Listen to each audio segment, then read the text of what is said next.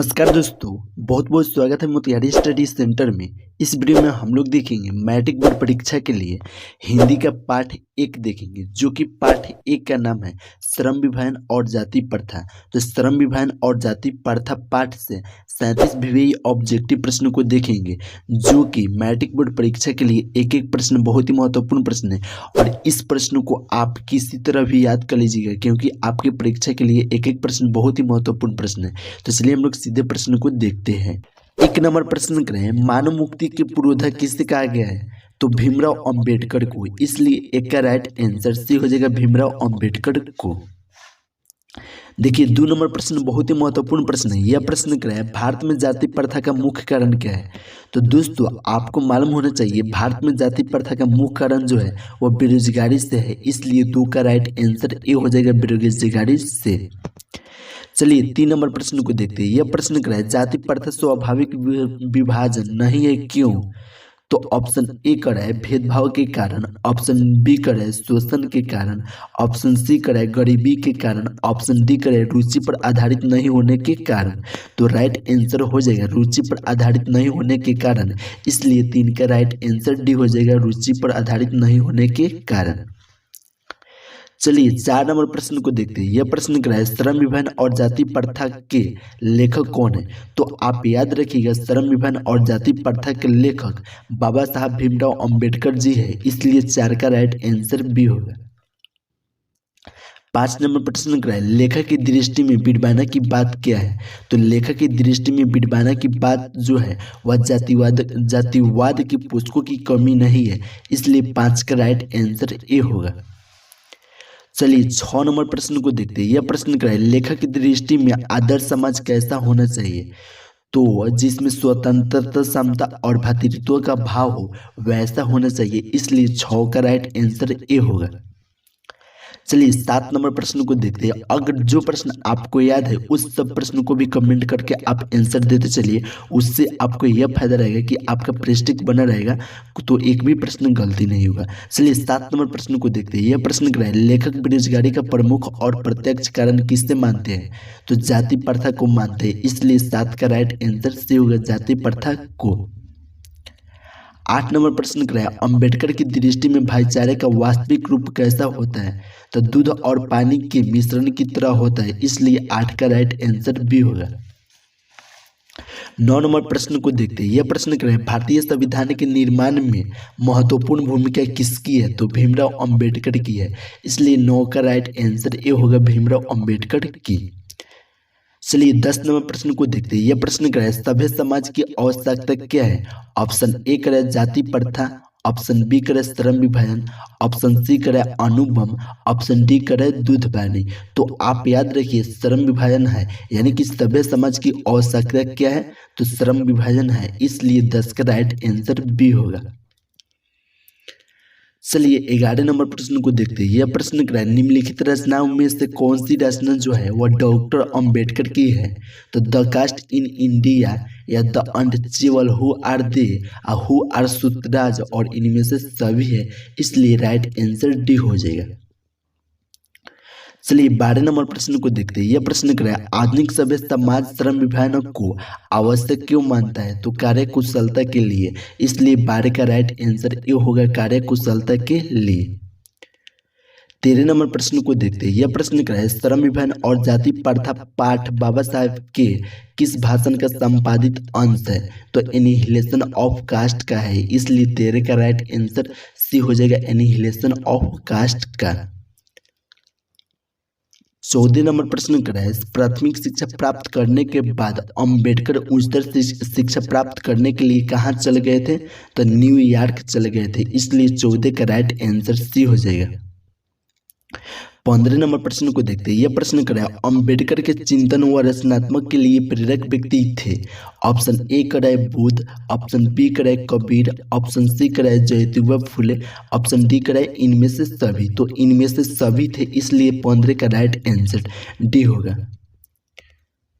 चलिए 16 नंबर प्रश्न को देखते हैं। यह प्रश्न क्या है, जाति पाति तोड़क मंडल भाषण लाहौर में कब हुआ था? तो 1936 में हुआ था। इसलिए आप लोग यह प्रश्न को याद रखिएगा, बहुत महत्वपूर्ण प्रश्न है। चलिए 17 नंबर प्रश्न को देखते हैं। यह प्रश्न क्या है, श्रम विभाजन और जाति प्रथा क्या है? ऑप्शन ए कड़ा है कहानी, ऑप्शन बी कड़ा है भाषण, ऑप्शन सी कड़ा है निबंध, ऑप्शन डी कड़ा है साक्षात्कार। तो निबंध होगा, इसलिए 17 का राइट आंसर सी हो जाएगा, यानी कि श्रम विभाजन और जाति प्रथा जो है वह निबंध है।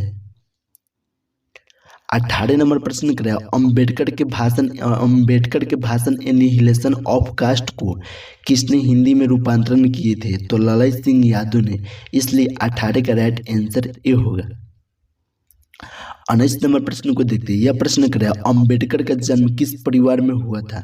तो आप याद रखिएगा, अंबेडकर का जन्म दलित परिवार में हुआ था, इसलिए 19 का राइट आंसर सी हो जाएगा, दलित परिवार में।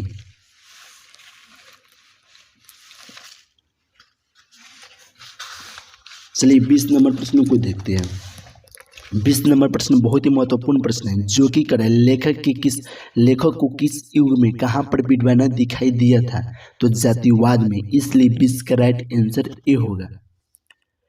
21 नंबर प्रश्न को देखते हैं। यह प्रश्न करें, डॉक्टर अंबेडकर के माता का नाम क्या था? ऑप्शन ए करे रानी बाई, ऑप्शन बी करे कुंती बाई, ऑप्शन सी करे शीलाबाई, ऑप्शन डी करे भीमा बाई। तो आप याद रखिएगा, अंबेडकर के माता जी का नाम भीमा बाई था, इसलिए 21 का राइट आंसर डी होगा। चलिए 22 नंबर प्रश्न को देखते हैं। यह प्रश्न कर रहा है, डॉक्टर अंबेडकर ने पीएचडी की उपाधि कब धारण की थी? तो 1916 में की थी, इसलिए 22 का राइट आंसर सी हो जाएगा, 1916 में।